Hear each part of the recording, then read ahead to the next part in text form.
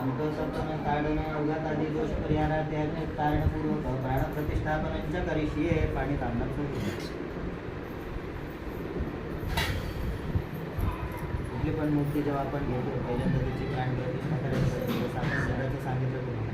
त्याच पद्धतीने या मूर्तीचं सुद्धा मूर्ती लढवताना असंख्य प्रकारचे दोष लागतात.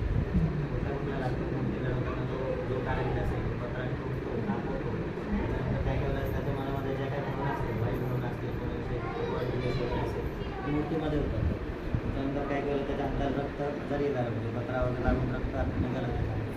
किंवा मूर्ती बनवताना मूर्ती त्यांनी खालती ठेवली म्हणजे काही कीटक मुंग्या वगैरे असतील त्या मारल्या जातात ते दोष आपल्याला लागतात हे दोष लागू नये याच्यासाठी पहिल्यांदा प्राणप्रतिष्ठा करायची असते. पंचामृत झालं आणि बाळा तुझी